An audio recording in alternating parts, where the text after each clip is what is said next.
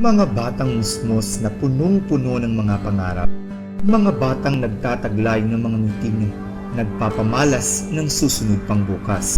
Walang humpay sa paglalaro, sa pakikipag-usap at sa pagdiskubre sa mga bagay na hindi abot ng kanilang mga balintataw.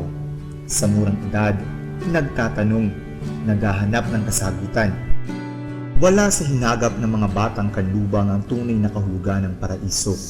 Ang sa kanila lamang ay mabuhay ng payapa, matiwasay, malaya, kasama ang pamilya at higit sa lahat, natututo sa kanilang karanasan sa buhay. Hindi nila pansin ang nakatagong lihim sa lupang kanilang tinatapakan.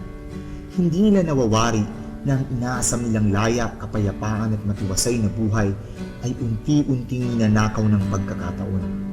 Sa bawat taong lumilipas, unti-unti ring lumalabo ang kanilang pag-asa na mamuhay ng matagal na panahon sa lupang naging parte na ng kanilang buhay. Lumipas na ang kabataan ni Lolo Jose, ngunit bitbit pa rin niya magpahanggang ngayon ang kanyang pangarap na mabiyayaan ng lupa. Kasi, pinanganak ako ng 1931 ako sila nga.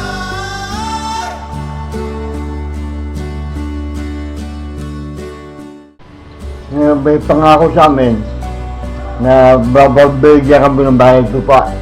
Pero hindi natin hindi pa natutuloy. Ito ang storya ni Lolo Jose, ang tunay na storya ng mga taga-kanlubang. Storya ng patuloy na paghihintay sa gintong lupa.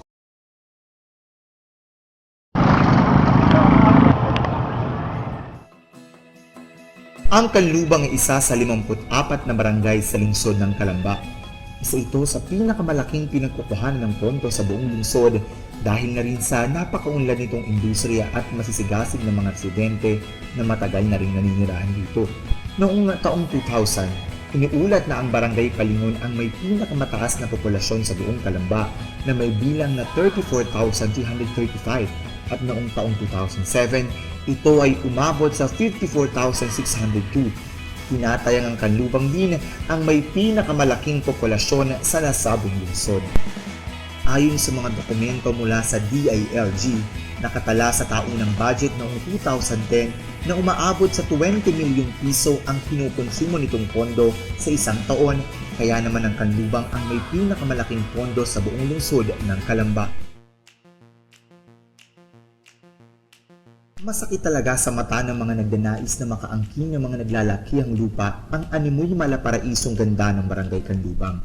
Bago pa man pumasok ang mundo ng industrialisasyon at modernisasyon sa buong barangay, dati itong matahimik, maunlad sa likas na yaman galing sa agrikultura at isang matulaing lugar na lubos na kinawiwilihan ng mga kabataan at ng buong naninirahan dito.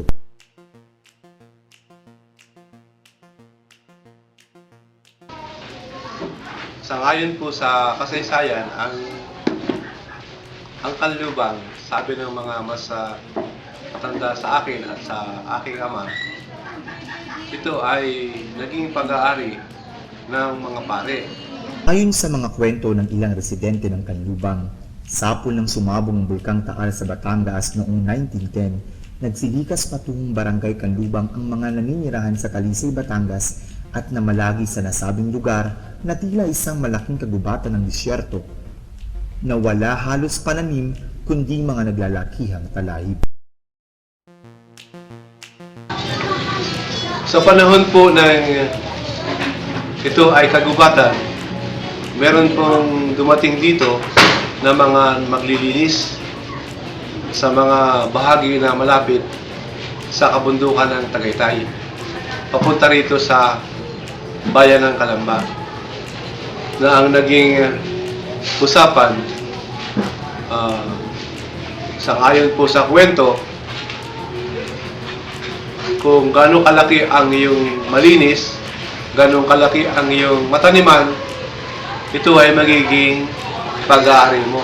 Dahil sa kagustuhan na mapaunlad ang lugar at magkaroon ng hanap buhay mula sa agrikultura, nakipagkasundo ang mga tao sa dating may-ari ng 100 hektarya ng lupa ng pamilya Madrigal na sa kanilang pagtira sa lugar ay magtatanim sila ng mga niyog, halamang ugat, palay at iba pa upang maging masagana sa yamang agrikultural ang nasabing lugar.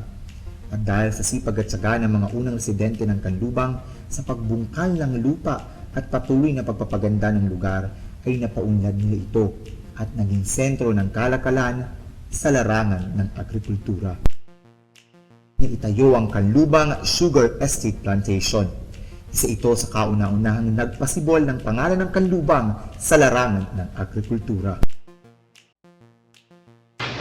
Ito po ay isang gilingan ng tubo na ang naging usapan ng gobyerno. Tataniman ng tubo ang lupain ng Kanlubang, pero ito ay kinakailangang i-export puntang Amerika.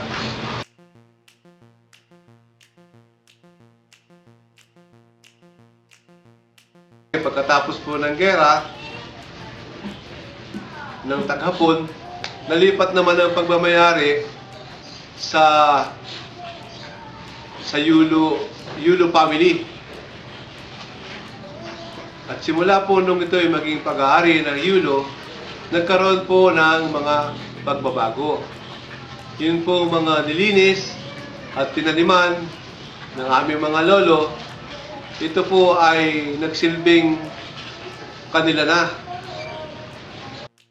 Umusbong ang isang mainit na tunggalian sa pagitan ng Panginoong may lupa at ng mga magsasaka na bukod sa kinukuhanan sila ng buwis para sa pagtira sa lupa, ay ginawa silang trabahador lamang at pinagkaitan pang mabigyan ng kaparting lupa sa kanilang lupang sinasaka.